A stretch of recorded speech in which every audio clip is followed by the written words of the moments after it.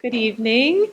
Thank you so much to everyone for joining us tonight. You are in the right spot if you're here to talk about articulation to middle school for children with IEPs. So if you're the parent of a 4th or a 5th grade student who's moving to middle school next year or maybe even the year after, that's what we're going to talk about tonight.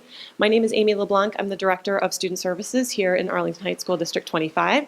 And joining me tonight are staff members from both South and Thomas Middle School, as well as some administrators. Way in the back, we have Lisa Cramp, who is a Student Services Coordinator. Some of you may know her from your elementary buildings. And next to her is Maggie Wade, another one of our our Student Services coordinators. Ellie Chin, who is Associate Principal at South Middle School, and Jerome Green, who's on the other end, Associate Principal at at Thomas Middle School. I'm sorry. Jen Tatara, did I say it right? Tatara from Thomas Middle School. Judie King from Thomas. Brian Kaye, Principal at Thomas. Marybeth Delaney from South. Carrie Baughcum from South. Stephanie Walker from South. And Aimée Lashuk from South. And some of you may know Aimée from her previous work at Windsor. You may know several of these ladies from other places within the district. So tonight we're going to talk you through the transition process, and we're going to give you information about some of the programs in the different buildings. And then there will be a chance for you to ask some questions, either general questions about middle school, specific questions about the programs, questions that you might have about the process in general. If you have questions that pertain specifically to your child, we'll ask that we maybe step aside to have those conversations. We are videotaping tonight for parents who couldn't be here. And we're happy to set up a time to have those conversations with you. But tonight is a general overview, and will hopefully help you understand the process that you and your child will be embarking on over the next couple of months. So I'm going to step aside a little bit. To start, we really want this transition to be as smooth as possible for you and for your child. We recognize that this can be a really anxiety-provoking time, especially for parents. We find kids are usually pretty excited about it. But there are some things that we do as a district to help make this a smoother process. One of those is tonight's event. We offer tours of our middle schools and programs for parents. We also do them for students, and we'll talk a little bit about that. We have transitional IEP meetings in the spring, and we'll talk a little bit about that as well. And then some school-specific events. As a matter of timeline, this past week, all of our staff got together to hear about the programs across the district. And so our 5th grade teachers had the chance to meet with our 6th grade teachers to hear about all the different programs and the levels of service that we offer, just like you're going to learn tonight. They had the opportunity to ask questions about the profiles of students that are best supported in those programs, and then to actually have some conversations about specific students, saying, these are the strengths of a student. These are areas where they need support. What program options do you see for them? How would you support this student? What would you be looking for in terms of skills? What would you be targeting in this classroom? And so they had some very nice beginning conversations that will then go further with you as the parent.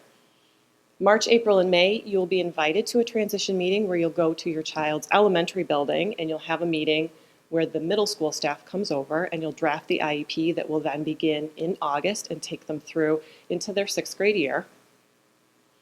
In June, all of the student files are transitioned, so the IEPs, previous testing, notes, work samples, all of that moves from one building to the next, and we really hope that that helps make the transition much more seamless so that the person who's receiving all of that on the other end gets a really clear picture of where your child was when they left 5th grade and then where they should begin in 6th. And while we realize paper and goals and data is just that, it's not the actual child, we hope that that paints a picture of where your child is at so that they're not starting over.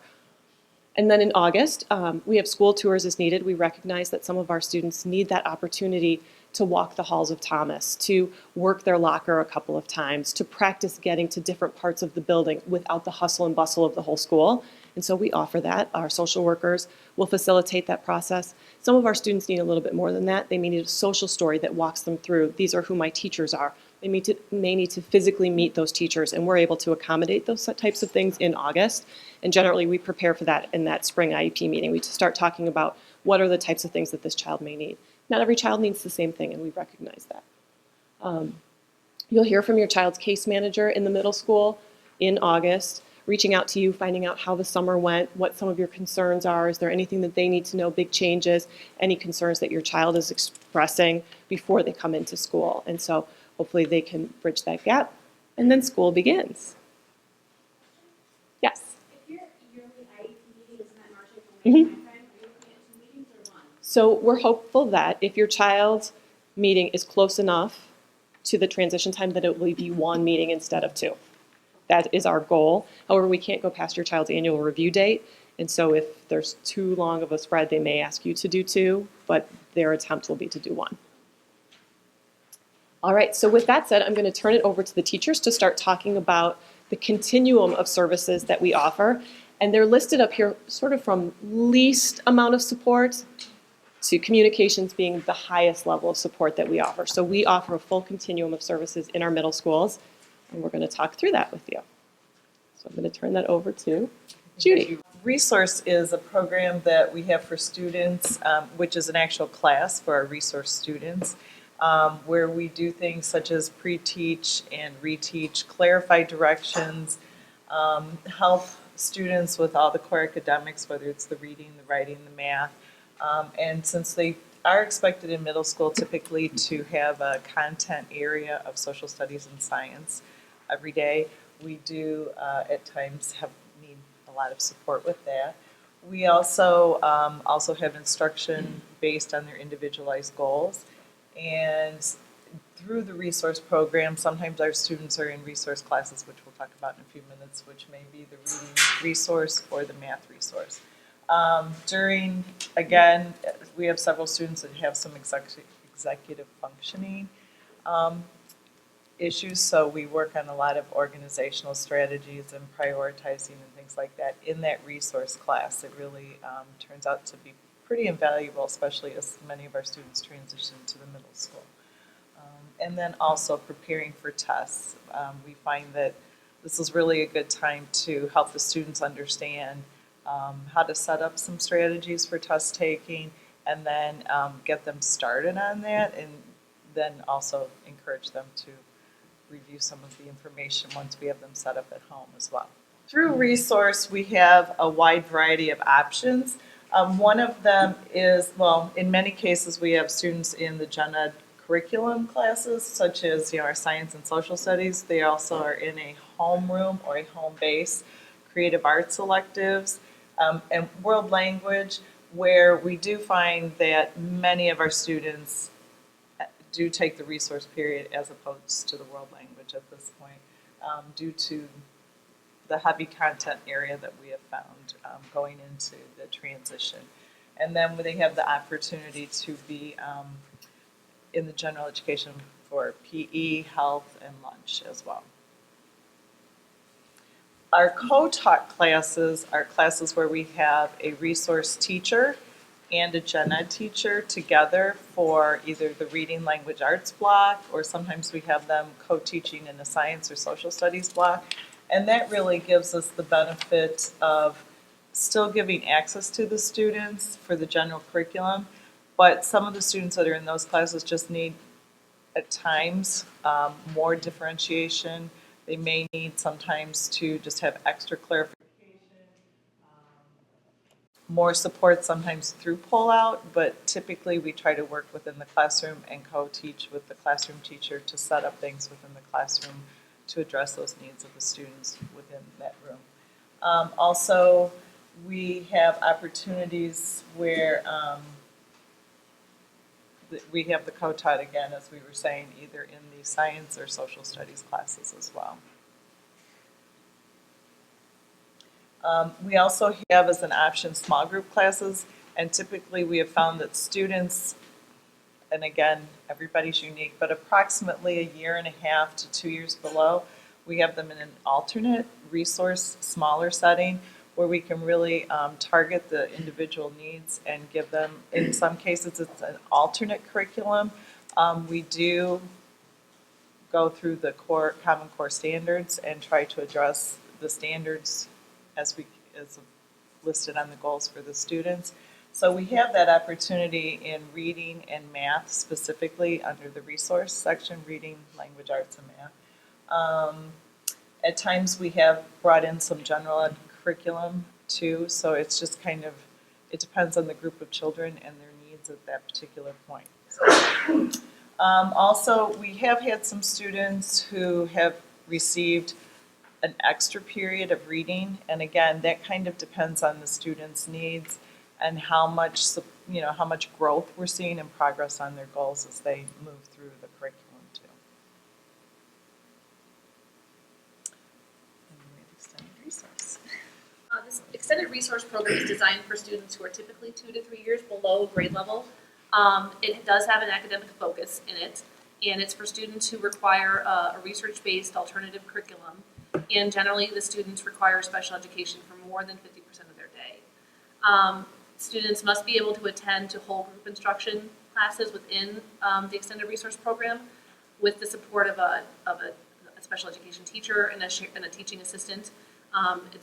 We have up to 12 kids in the extended resource program, and some students may be able to attend core academics such as a resource class or a general education class with a teaching assistant support. And then within the extended resource program, there's actually, it's multi-grade, so it's 6th, 7th, and 8th graders. There's, like she said, there's no more than 12 students per class, and we have TA support within the classroom for all the students. Most of the students in those classes receive different services such as OT, PT, social work, and speech. So sometimes that could be a pull-out, sometimes it can be pushed into the classroom.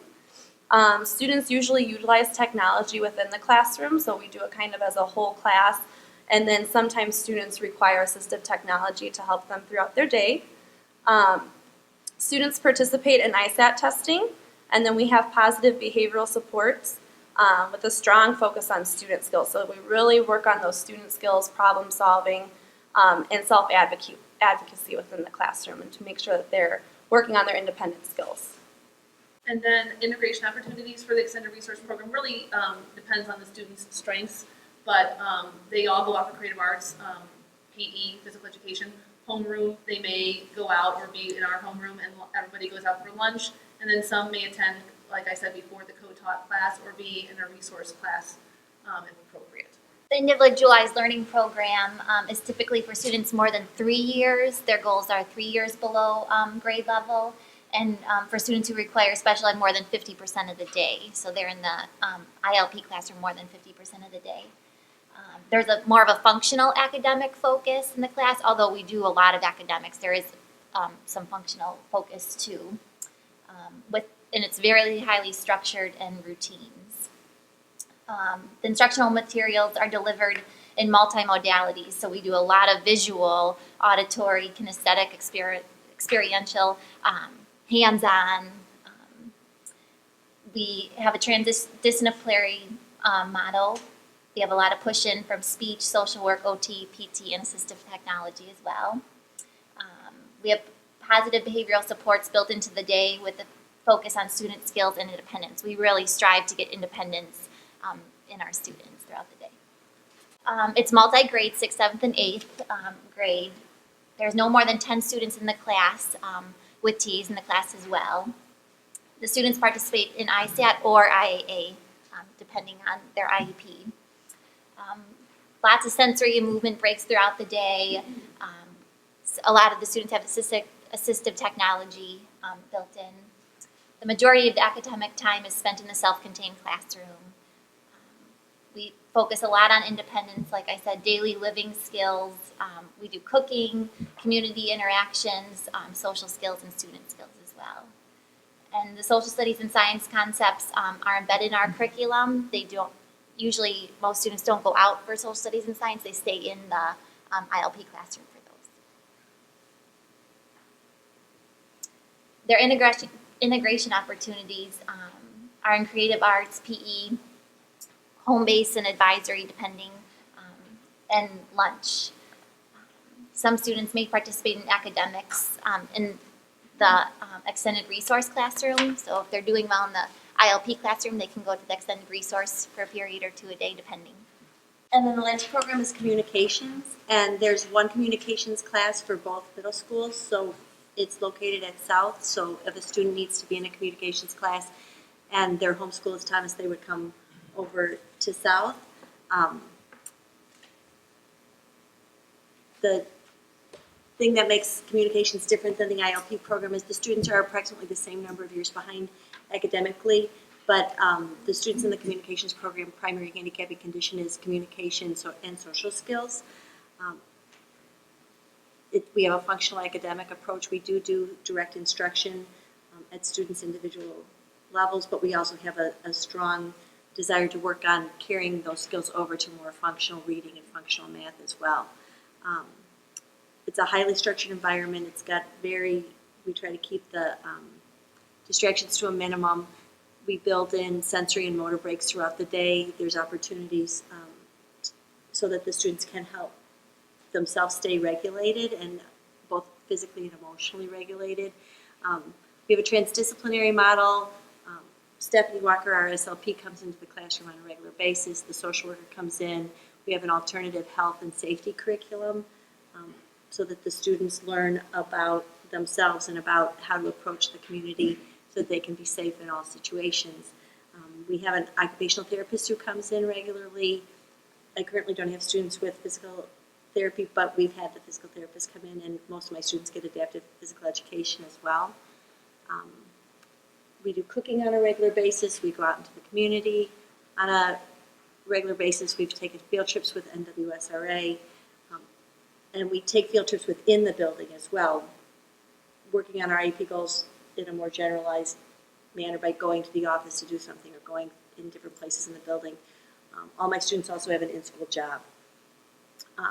The students are out for creative arts rotations, for lunch, for physical education, and they can go out for home base, or we bring general education students into our classroom for home base so that we can practice some of the skills in a structured setting in a smaller group. We have sensory supports, we have behavior supports, we have classroom behavior and motivation programs as well as individualized behavior and motivation programs. And then we work, again, as Aimée and Carrie had said, about being as independent as possible with the skills that you do have. So just some additional supports that are available at both buildings. We have occupational therapy that's available to any student who has it as a part of their IEP. We have physical therapy supports, social work services, and all of those are delivered in either a push-in or a pull-out model, depending on the student's needs, regardless of what program they're in. We do have adaptive physical education available, and it's either delivered as a direct service where the APE teacher works with the student directly throughout the week, or they're in a class with an adapted physical education teaching assistant who's there every day because they have daily PE now once they're in 6th grade, and they're there daily to help facilitate and really to adapt the activities and make modifications as necessary for students who have physical needs in those classrooms. And then we have speech and language in both buildings, and they provide therapy in the areas of articulation, receptive and expressive language, voice, fluency, social pragmatic language, and both in a push and pull-out model. And Stephanie's going to talk a little bit about speech and language because it is one of the services that we provide to a larger group of students. So at both Thomas and South, we're lucky enough to have 2 speech pathologists in each building. One of the speech pathologists works with mostly resource students that are in the resource program, and then students that are only have IEP goals for speech only. And then there's also myself and another speech pathologist are in the building, and we're really dedicated to the more self-contained programs. So I work generally with extended resource, ILP, and communications. It's really very nice because we get to know the kids and we work really well as a team together and work on planning and are involved in the different trips, adventures we call them, and really work as a team to make sure that the guys get everything that they need. In the resource program, we support students' language skills related to the academic core curriculum, and that is mostly in a pull-out model.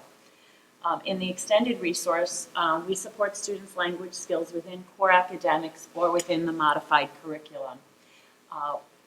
We do have a big social skills development program. We work along with the social worker. It really is a nice program. And we do a lot of pull-out in there, but we also do some push-in. In the individualized learning program, we do spend a lot of time addressing functional language skills and life skills. We do a lot of social skills training, a lot of support with community outings. We do some really fun outings. It's nice, at least for South, because we're close to downtown Arlington Heights, so we get to go into town and do some things. And I know Thomas also is close to, and you guys have gone out also. We are highly collaborative with the classroom teacher and or with the social worker and the occupational therapist. And we, in the individualized learning program, we do a lot of push-in services with some pull-out. And then in communications, definitely we spend a lot of time on functional language and life skills. We go out on community outings. And again, we're collaborative with the classroom teacher and the social worker and the occupational therapist. And in communications, it's working with nonverbal and verbal students. Some of our students have ACC devices, so we work with that. And that traditionally is a push-in and pull-out services because those guys need a lot of individual work, more individual work and group work. You, along as a part of your child's educational team, will work to determine the most appropriate level of support to meet your child's IEP goals. So you may come to the meeting with an idea of where you feel your child is most appropriately placed, and the team may have some thoughts about that too. And the transition meeting is meant to be a conversation around what are your child's strengths, what are their areas of need, and then how can we best support that within the middle school environment. And given that pretty much all of the services are available at both middle schools, with the exception of communications, you can work to build a program that will best meet your child's needs. So we'll plan and structure the supports for 6th grade while also being mindful that we have the last bit of 5th grade to go. And so your child's current IEP will go through that 5th grade year, and then they'll design the plan to move forward from 6th. They will design an individualized transition support plan if needed. That's what I referenced in terms of if your child needs to come and tour the building ahead of time, if they need to meet with a social worker, if they need some type of a social story where they need to know who their teachers are going to be well in advance of starting school. We can work all of those things out in addition to all of the regular fun activities that they'll also be included in the ice cream socials and things like that that Mr. Kaye will talk about. And then during that meeting, they'll communicate how these supports will be implemented throughout the school day. So at that meeting in the spring, we're really going to lay out a plan and come to an agreement of how this is going to look and be ready to go for the very first day of school. So I'm going to let Brian talk a little bit about a typical middle school day. I can only imagine how stressful this is for you guys right now, as we just ran through every program that took me years to figure out. So the first recommendation I have for you is make sure you do have this handout that we are running through quickly, so that when you are able to comprehend and process all of this, you'll know who to contact and ask some questions. Because we really did run through a lot of information that honestly took me years to figure out how they're all different and why they're all different. So let me just talk about a typical day, and number one, there is no typical day. So it just doesn't exist at the middle school level. But as close to typical as possible, both schools do have 10 periods. One of the highlights of the middle school experience is that they have a home base or a home room. That's an opportunity to connect with 1 or 2 adults. In our building, we have 2 adults that are in every homeroom. Could you just remind me, does your home base have 1 or 2? 1, but they're smaller classes. Smaller groups, so basically take the homeroom and split them. And they have individual, I think they're probably 10 to 15 kids, whereas we have a full class size, but with 2 adults. And the hope behind doing the home base and the homeroom is that that group is able to gel a little bit stronger than any other class the kids will be in. That homeroom and home base are consistent all the way throughout the year, and they do build on some social emotional skills. In our school, they watch Channel 1. I'm not exactly sure what happens in home base. I can let someone from South talk about that. But it is our opportunity to build a climate and a culture around a smaller group of children. And that home room for us is really critical. So all kids participate in that. That's how they start their day at Thomas. And again, there's 10 periods, so that's 1. We have 9 to go. Lunch is going to be another one, so we have 8 to go. Everyone has either a world language or a resource period. So now we're down to 7. And the world language / resource period has already been addressed with, we hope, all of you, because we already had our world language sign-up night, and I know one of the options could be resource if you knew that in advance. We try to catch that every year. It just comes up really quickly. So you may or may not know whether your child is going to have a world language or take resource, but that's something your resource teacher will be recommending to you, what direction to go. in the transition meeting, and I can put them on the spot, not right now, but in the near future, that you can always email and ask them, you know, what are your thoughts about whether we take world language or whether we go into a resource period. And yes, the resource teachers at 6th grade will also have some opinions based on the needs your child has currently in 5th grade. So then the other one we have is creative arts. We want all students to take creative arts. There's a rotation all 6th graders go through on both sides of town. I'll do my best to run through them. We have art, music, drama gets a lot of attention, industrial technology, world cultures, and family consumer science. How could I forget cooking and sewing? Goodness, that is fun. And then we hit the academics. So what's really different, in addition to a lot of other things at the middle school level, is you now have science and social studies every day for a full period. And that's where that resource period is really critical for students who have not had 40 minutes of science and 40 minutes of social studies every single day. So they get immersed into a lot of content knowledge at 6th grade, and that's why that resource period is really critical for a lot of our students with IEPs to start in that resource period and just see how the transition goes. What they give up, unfortunately, is the world language, but I promise you, lots of kids start in freshman year at number 1 or the first year of a language. So although you're going to feel like they're 3 years behind in the language, I promise you many students begin freshman year at the high school in beginning of that world language. It's not to say it's not a benefit program, but they're not going to be that far behind in a world language because you can start over at freshman year. Then we have math, and LA is 2 blocks at the middle school. So think of LA in reading and in writing. So it's 2 blocks of your day, and then the math is 1 full block, and I think I hit 10 without counting. All right, so a typical day then goes through those periods, and what's different is that every single one of those different programs we just highlighted could have a different structure to their schedule. So that's where this document's gonna be really helpful for you, because if you are asked to consider, you know, one program for your child, you go right to this document and look at, all right, what does that mean? Do we get a world language? Do we not get a world language? I really think my child needs a resource period, so you need to communicate that with your resource teacher. So really, this document becomes really helpful, and now at least you have a base knowledge of what the options might be that your resource teacher may recommend to you for your child. And this is when you start the emails and the phone calls to your resource teacher. Say, I just got overwhelmed on Monday night and I'm not sure what's going on. Can you please help provide me some direction? But it really is a lot to soak in right now because we introduce you to every program that we offer.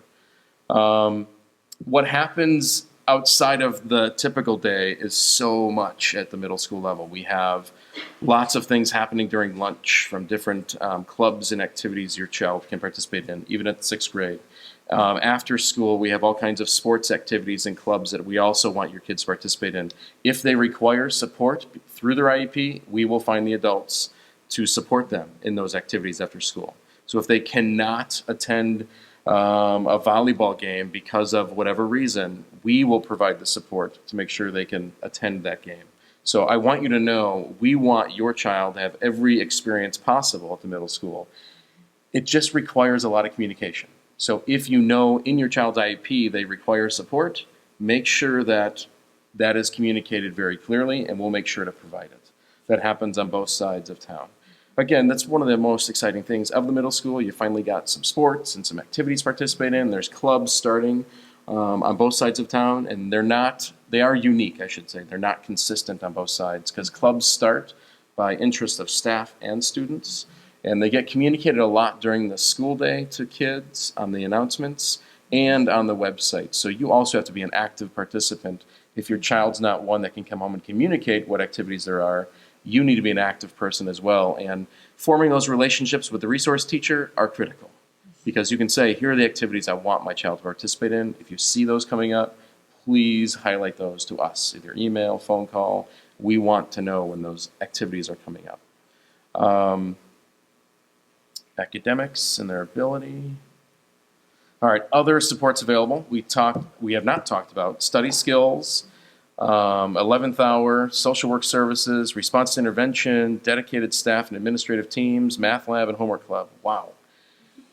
So study skills is a period that very few kids are recommended to receive. I think of it as like a guided study hall that has more support in it for fewer kids. Typically at Thomas, these students do not have IEPs. They are students that have regular education without an IEP, but they require additional time to get some material in. And so those are kids we pull out of foreign language, but don't have an IEP, and they're not getting, again, the foreign language. They just require more time for studying.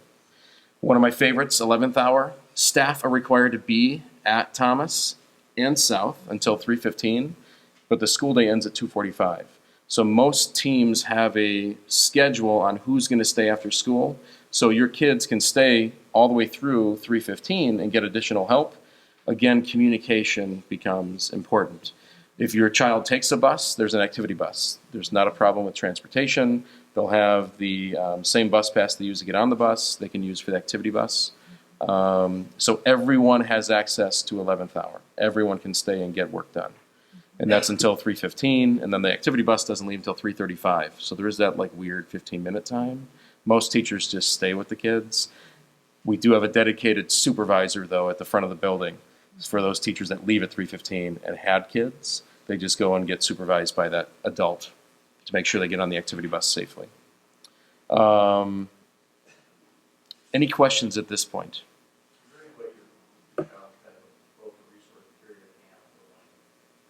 Is there any way?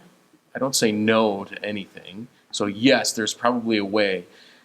With 10 periods in the school day, you just have to look at what are we willing to give up, because that's important. Yeah. So we have taken away creative arts for some kids because that was the option we talked with the parents about. We'd much rather they get world language, or we're willing to give up creative arts. So yeah, those conversations take place with you, the resource teachers from both the elementary and the middle school.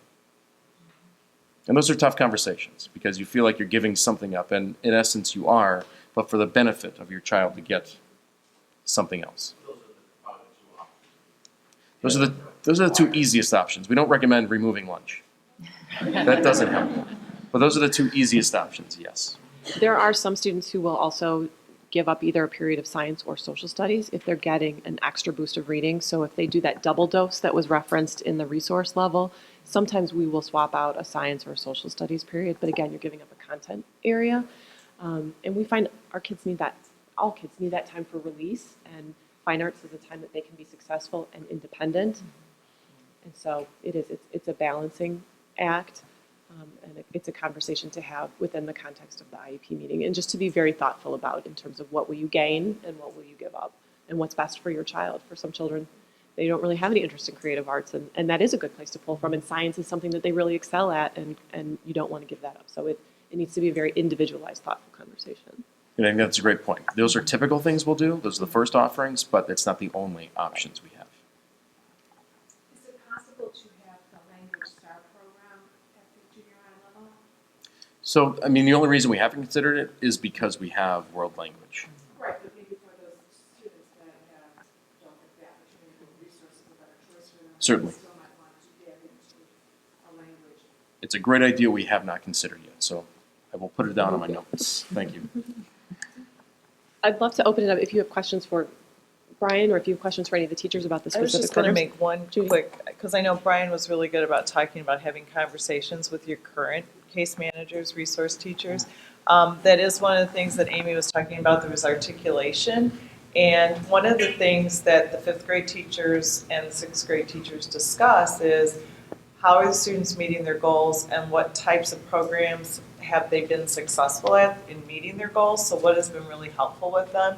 So that helps open the door for us to know what kind of programs we have and which types of classes will work well with them. So that's already a process that did get started. So, you know, you certainly, I'm sure, could talk to your current case manager, because they would be able to kind of go from there and talk about with you what they see is a comparable type of class for your student as they're moving over to Thomas, and that will kind of begin that conversation too.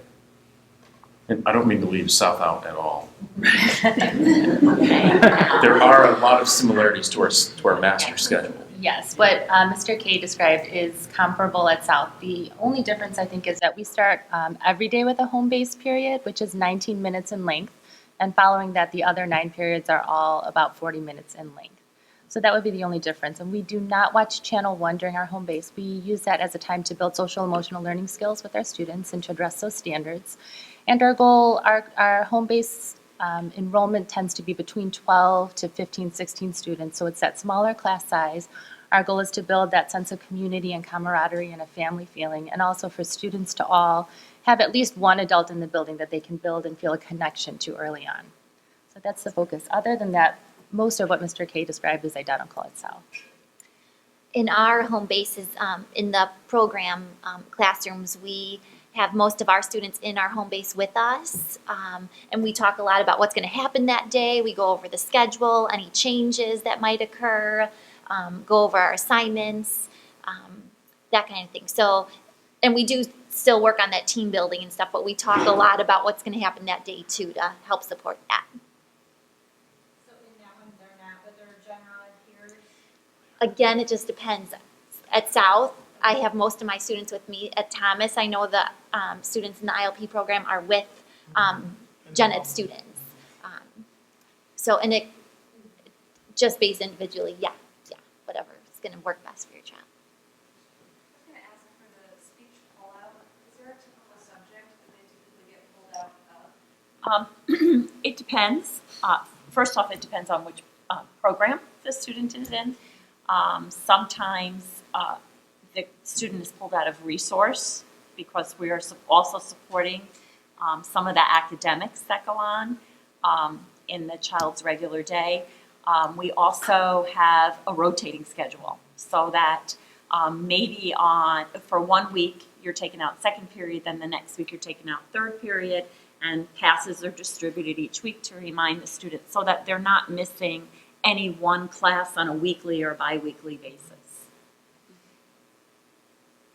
Can I piggyback on something that Judie said? Just so you know, I mean, we have these programs by name, and there's distinctions, but there's a lot of fluidity within the buildings. So you might have a student who's in a research program but has an ER class, or who's in the ER program but goes to ILP for math, or who's in the ILP program but goes to ER for social studies, or we have kids in the communication class that go to ILP for one class and ER for another class. So just, you might have a case manager who fits a program, but that doesn't mean that your student has to be in one program all day long. We would then do is pick the program where we feel your child would spend the most time, and that's what the distinction would be written on their IEP, because we have to give it a name to satisfy all of the different rules and regulations that we follow. So it may say ER, and then we recognize that your child goes out to a gen ed class or goes to ILP for a different class, and we'll work through that with you. It doesn't impact minutes so much, it's just where they are during the day, but you'll still have one main contact like you do in the elementary building, one person that you know you can go to and say, this is what I'm noticing, can you help me with something? And you always have that main contact person, regardless of which individual is servicing those students. And really, I think our philosophy is that we want the programs to fit the children. We don't try to fit children into programs. And so we've been really happy with the flexibility and the fluidity that we've had amongst the programs, because then we can best meet children's needs instead of saying, well, this is the program you're in, so this is where you need to stay. So that's the philosophy behind that. School, the joys of middle school is that the bell rings and 900 students move. So nobody keeps track of the fact that your student just went from a general ed class to a resource class to an ER. The bell rings and everyone moves. At the elementary school, you might have reading until 10:10, and you might have reading until 10:45, and different people go different places at different times. But it really is much easier, I think, for people who've been at both at the middle school, because the transition is you have 4 minutes to get from point A to point B, shift what you are studying, but so does everybody else in the building. And you never walk into a general education reading class and then get pulled into a special education reading class. You just go to a different room. And they're all over the building, so nobody really keeps track of who's where. And for the first week or so, we have parents in the hall to help you get to your spots. I mean, there are so many people there to help, and the teachers are all out there. We have eighth grade, we have students out there, so, we're all, in fact, I just happened down the sixth grade hallway a couple times, and the kids will come and grab you, where do I go? Here's my room number. So there's a lot of support to help the students through those first few weeks of getting to know where they go next. And lockers. Right. And we do have students who will lock their schedules Yes. before everyone Right, comes. So if you right. feel like you have a child who may get turned around or may be anxious or just needs that opportunity, let the staff know the buildings are open and there are people there. So for them, if your child needs to come and just walk the building and know, Right. I start here and then I'm going to go down this hallway and we can draw you a map and they can just walk it a couple of times or they can work their lock a couple of times. Right. We're happy to do that just to give them that peace of mind so that on the day when 900 people are making that transition with them, it's a little easier and they may just feel that boost of confidence of I've done this before and I'm okay. I mean, you could definitely, bring up the concern. It depends on the program that they're into. I know that Aimée and I am sure Thomas does the same thing. We stop early on purpose so that kids can get wrapped Right. up and get things going and give them the prompts. But you can definitely, bring that up at your meeting, your concern about that, so that they can, we can address that. There's a lot of supports that we can put into place to help a student remember, from visual supports to, timers. I mean, there are so many different little tricks that we have and strategies. It really does work. It really does. I think it's a good thing to bring up at your IEP Yes. meeting and maybe to ask how they're handling it now, because even though your fifth grader spends the majority of their time with one person, they do get up and move. And there are days where they're transitioning maybe to another room for science or a different reading group, or even within the room they're transitioning, and to ask how are those transitions working now? What happens when she has to leave the room? Do you see her at the end of the line still trying to get her things together? To get a sense of how and what supports do they have in place now? Because I think the goal in middle school would be how do we transition that to a skill that she can do for herself. She may need some visuals, but our preference would be to give her some strategies that she can use before we have an adult tapping and saying, hey, you've got 5 minutes. So, and the staff is very adept. Our gen ed teachers are really used to having to implement some of that and working through that. And they will go to the resource teachers and say, can you help me create something to help this child know, how to pack up a checklist or a visual cue. So we do quite a bit of that. Mm-hmm. If the child's in transition out of their IEP at the end of 6th or 7th grade, Mm-hmm. and not need resource anymore, what do you do about world language at that point? Do they go into a 6th grade class for world language? They Yes. still not get it? No, they can just start go. world language with a classroom full of kids at level 1. Okay. We can see what's doing that. It's a Remember, great we have students, question. yeah, and we have students who move in all the time, Right, who right. may have come from a district Yeah. that didn't have a foreign language, and so there are a couple options. There's the world cultures. So we have one other option as well. It's a world language experience course that right now has a more of a focus on Asian languages, but anyone can drop in at any time. And that's meant for any kids that move in with maybe experience in a language we don't have. And we will offer them the option to go into, I'll call it sixth grade language here, but it's really beginning language. Because there are kids that do transition out in seventh grade and eighth grade, and they opt to go into Spanish or French with the beginning language, which is mostly sixth graders. And I would say, with the exception of one student that I can recall, all of them stayed in that, even though they were either 1 or 2 years different.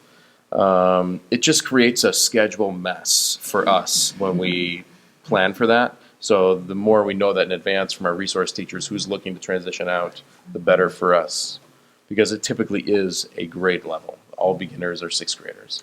So we do have one other option, but I don't know if it exists at South, this World Language Experience course. We do not currently have that course, but we do have, we call it introductory level for all of our languages, and we do have students who are 7th or 8th graders who are also in those classes.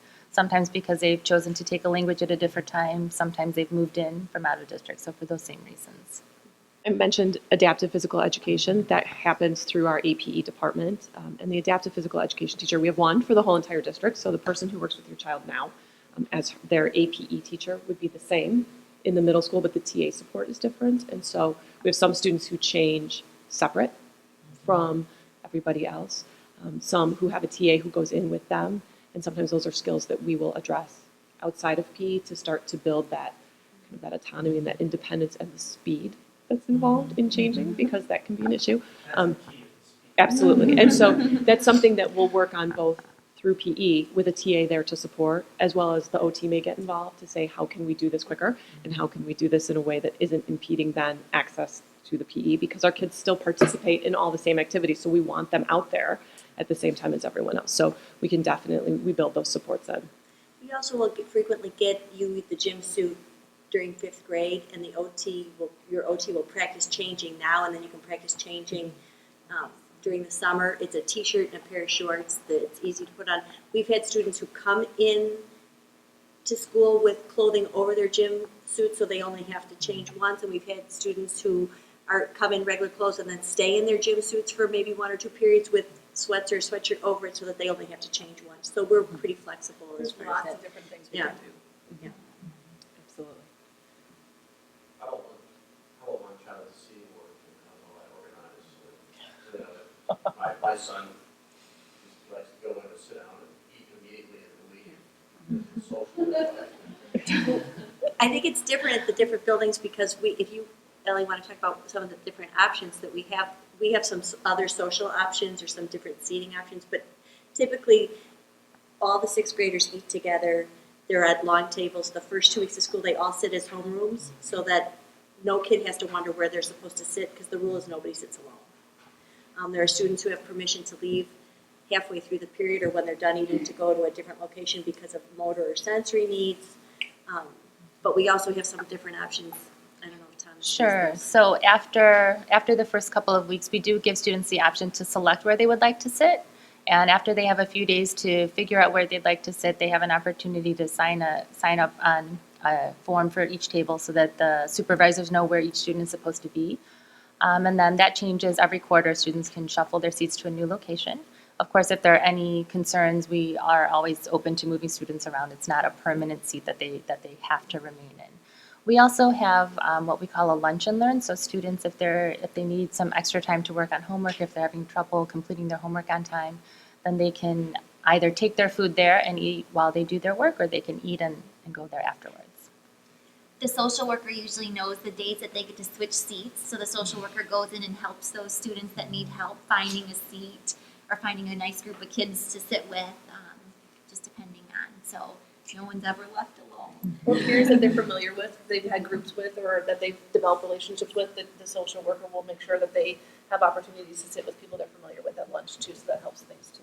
And we also have the social worker and speech and language. We also have lunch groups during lunch too, sometimes depending on the groupings of the kids. Sometimes we do it in the lunchroom, sometimes it's out of it, depending on the student's needs. And then we have 4 cafe tables at South so that groups of 2 or 3 can go sit and eat together but outside of the lunchroom. And then we have 3 checkerboard tables so that when they're done eating they can go and sit and play checkers or chess. And you can also check out a game to play at your spot in the lunchroom when you're done. There's cards, there's checkers and chess, there's Uno. Simon. Simon, yeah. So if you're done eating and you don't really want to socialize but you're there, there are other things that you can do. They're just not allowed to bring their backpacks into the lunchroom because there's not enough food. So. The games that you said that are available, are they all partner games or group games, or are there individual activities? You understand what I'm asking? Mm-hmm. Well, Simon can be played by yourself, and I know that there are some students that are allowed to bring books, not textbooks and homework, but like a novel to read. They can read during lunch when they're done eating. How about going to the library? You can ask for a pass. Mm-hmm. We have students who get the library pass, or we set up a pass for them so that they, we do encourage them to stay down there for like the first part of the period, but then they may leave and go read, or sometimes they're playing games in the LMC too. So It's largely dependent on the student's needs. There is no keyboarding No. course any longer. Except in the summer. right. So there is an Summer U. optional, Summer U offers a keyboarding class for a nominal fee. And I don't know to tell you what that fee is because I don't want to get it wrong. But last year you could do a 1 week, I think it was 2 hours for a full week of keyboarding, and it was very, very popular, and the kids really enjoyed it, and I've heard that they learned a lot. So they are offering that again this summer. You can sign up for it when the Summer U brochures come out. Because it's no longer offered as part of the curriculum, there's so much to cover, but they are offering it during the summer. And I believe that there was also a handwriting class that was offered in addition. So if you wanted one or both, you could take advantage of that, and it's open to all of our students to take. ESY this year, so the extended summer school option that is available to students with IEPs, your team would find you eligible for that. That will be at Greenbrier this year, and it will run from June 10th to July 11th. So it runs 1 week longer than Summer U. Last year it seemed more like 2 weeks, but we lost several days with the holiday being in the middle of the week. So it will be 1 full week longer at Greenbrier, grades EC through 7th. Taught by special education teachers, focusing on IEP goals, and it's a half day, 5 days a week. Can I bring up clubs one more time? I know, Brian, you talked about it a lot, but we encourage our students to get involved so much at South and at Thomas. Our social worker is so helpful in helping you do a transportation for your child if they take a cab or an activity bus after school.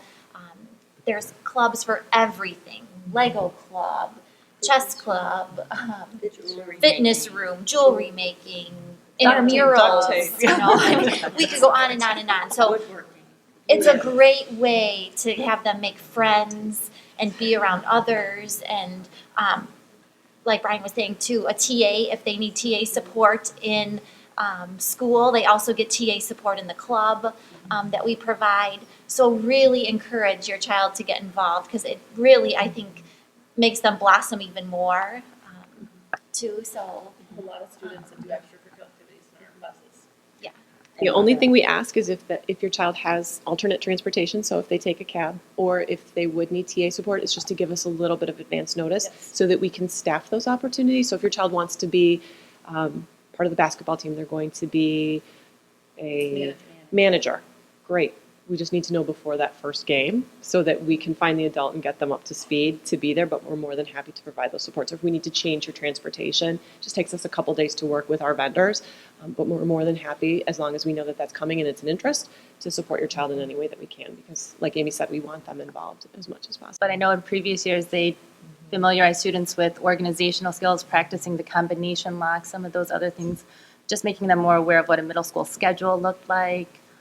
And some of those things would occur in a resource class as well, but it might make them feel more comfortable coming into the start of school. Before you buy the team's supply list, you might want to check and make sure that your supply list will be the same, because I know what I ask my students to bring in is significantly different than what a general ed team student would bring in. That concludes our presentation. We are very excited to be working with you. We're excited for you to learn about all the opportunities that we have as we move into next year. Please feel free to contact your case manager, to contact me, Maggie, Lisa, staff at any of the buildings or the building that you're currently in if you have other questions. And really, we're here to help walk you through this and to answer any questions that you have and to work with you to make sure that your child has a smooth transition. So we'll conclude our formal presentation. And if you have questions that you want to ask an individual member, please feel free to come up and talk to them. And thank you so much for being here.